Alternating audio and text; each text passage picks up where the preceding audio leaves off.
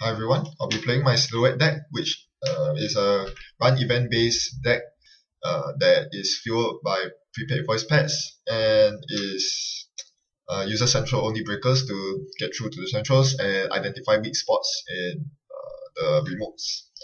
My opponent is playing Tennin Institute, which is a deck archetype that is based on the Chicago Regionals winner that involves advancing your ice and trick of lighting lots of 3 advancement agendas away to secure victory. So against this archetype, I know that I have to run early, run often, and prevent them from chalking up advancement counters, because once they get 2 counters, trick of light is active, and each counter is pretty much 2 free clicks for the runner, for the core. So he doesn't rest R&D, big mistake. I have a Planet Soul in hand, and that is going to tutor that indexing. It's the same combo that I use in my Gape deck and is wildly powerful. There's no reason why I shouldn't take advantage of it in Silhouette. Alright, so I see a grand total of 0 agendas. Looks like his hand must be full of agendas, explaining why the ice is over his HQ.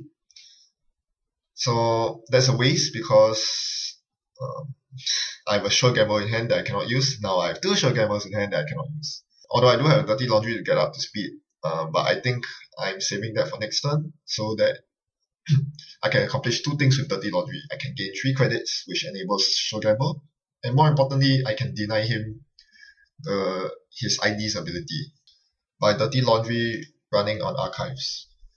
Now he advances something twice and scores a Clone Retirement.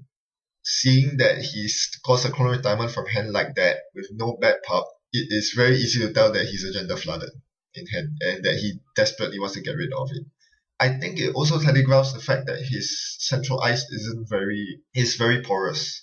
But I simply cannot risk checking it, because if it's a Komainu, I'm in huge trouble. I'm not going to lose my 2 Sure Gambles and all my breakers like that. So instead, what I do is to get up to creds, and next turn I believe I will pull out the Alias to deal with a possible Komainu. But first, it's his turn, and I believe he will secure R&D. Not that that will do much, because I know that the next few cards he will draw are all not agendas. Now I'm concerned with getting to HQ, which not only allows me to see the agendas in his hand, but I'll also get to expose all his juicy ice. And this is the inherent strength of Silhouette. It's like Gape, except that instead of 2 credits you get information, and sometimes information can be better, because you really want to know what's up for you, and once you know what you're up against, you can bring out the relevant tools to deal with it. So he resists the ice wall, and because I didn't make a successful run on it, he gets to advance it for free. That's a problem. So he gets a remote going. Scary stuff. I do have to get in, and I think he's feeling confident because he saw my central only breaker, so he knew that I couldn't get into a remote if I wanted to. But hey, look, inside job. Do I use it? I think I do. It has to be an agenda. So I draw into lots of cards, and then I inside job it in case it was some punching Junebug. I wouldn't want to deal with a Junebug without enough cards. So yes, it's a very valuable Nisei, and thank goodness I scored it. So yes, that's a good thing about quality time. It deals with Jinteki very well. I decide to discard my passport because I think York will be of more use to me. Against Jinteki, you're not likely to see too much high strength code gates, except for Inazuma. Inazuma will be a problem. That will definitely be a problem. I'm just hoping that he won't be using it. So now he's pondering over his next move, while I also think of mine, because my quality time actually drew me a Snigdor Beta. Unfortunately, there's also a Desperado in there that I cannot play along with the Snigdor Beta. And that's the problem, because I'm not playing Gape, so my HQ my HQ runs will not let me extra credits that I'm so used to having. But that's okay. I still play the Kuroda and the Desperado, and I think I forget to expose a card. I definitely should be exposing 1 card every turn. Sorry. Alright, so I'm looking to just get up back in creds. You see how fast the dirty laundry and 2 sure gambles can be used up. Suddenly I find myself low on credits and I need more. He gets another remote going. Oh, this one's a Jackson remote. Very well. You see, and that's the problem of Tennin Institute. If you decide to play horizontally, the problem is that you need to ice everything. Otherwise, I can simply run on it to deny the credits. That being said, now everything is porous to me because, HQ is already porous to me because I'm a corroder out and he can't do much about that. So, yeah, I'm not sure how he intends to get his ID's ability off. I guess it's not that easy to do so against Criminal, who will get in no matter what. So, I look at his HQ and it turns out it's a shock. And zap, there goes my York. Ouch. I only packed 2 decoders in my deck.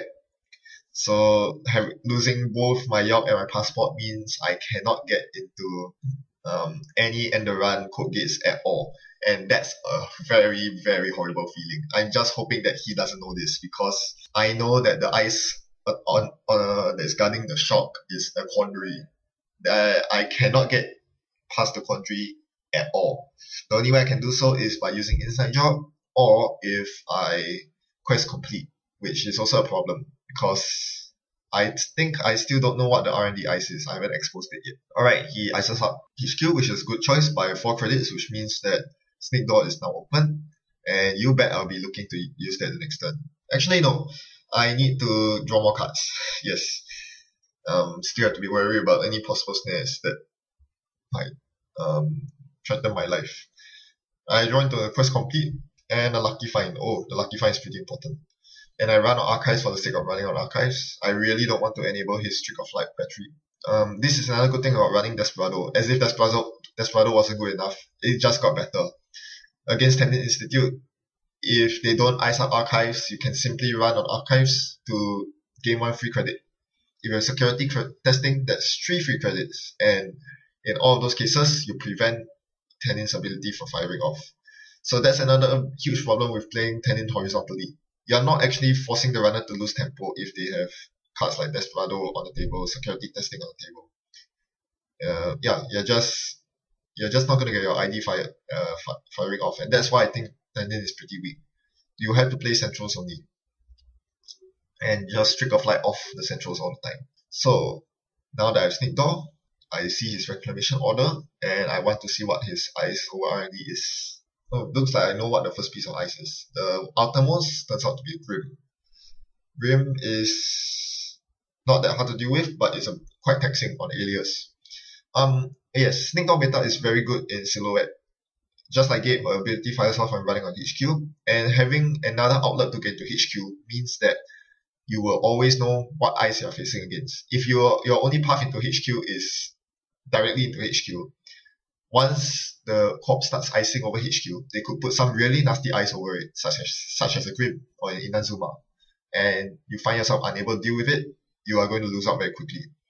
However, with an alternate route, you can alternate between running HQ and Sneak Dooring through, and each time you do so, you can expose the ice on the other server, which means that you always have full knowledge of what's going on. This is very, very important in leveraging Silhouette's ability. Sneak Door, I suppose, is not as crucial as it is in Gabe, because Gabe really, really wants to get in there and get 3 credits for the first run every single turn. But being able to expose the cards at will is so important, and getting HQ access is always good. So he gets a new card going in the remote, overwriting his shock that was previously there, and he advances the ice wall.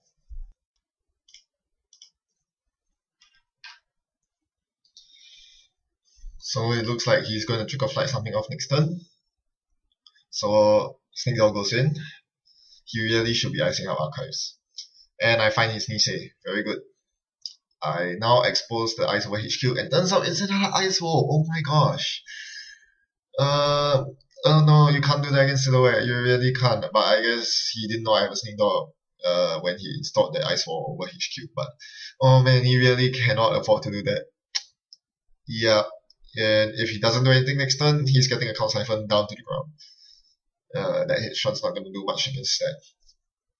And I know for sure he's not running any attack punishment, so yeah, that's unfortunate. So here we go. Boom goes the account siphon.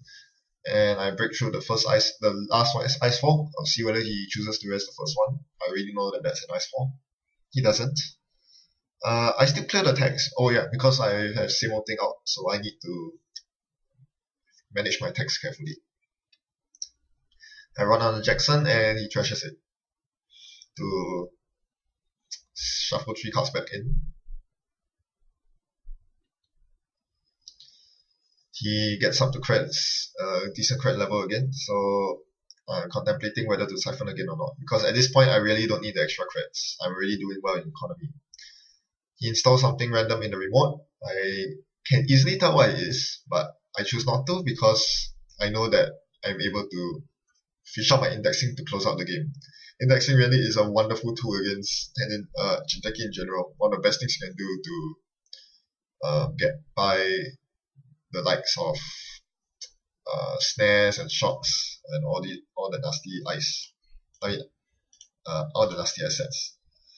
So I believe I saw an agenda there. So I run through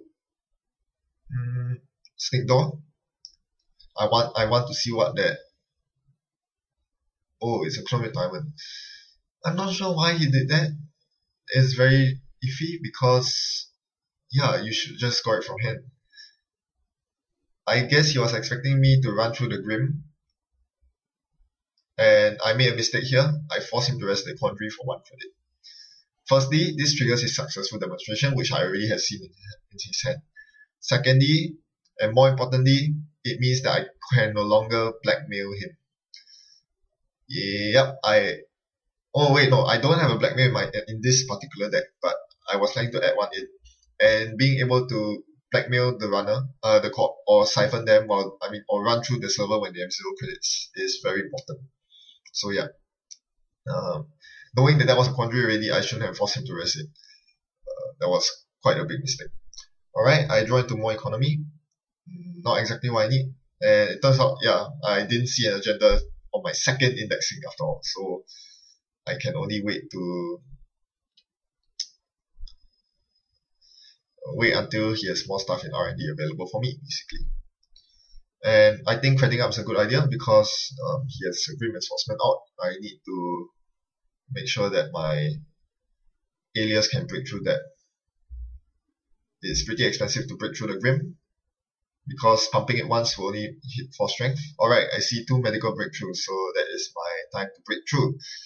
I placed both agendas on the first and third positions, and I hastily snagged the one on top, but that leaves me with a problem. Yep, not enough credits to run through a second time, but now I'm on match point. He has to worry. I need to get enough credits so that my next turn I can run through and score. That will be pretty tricky.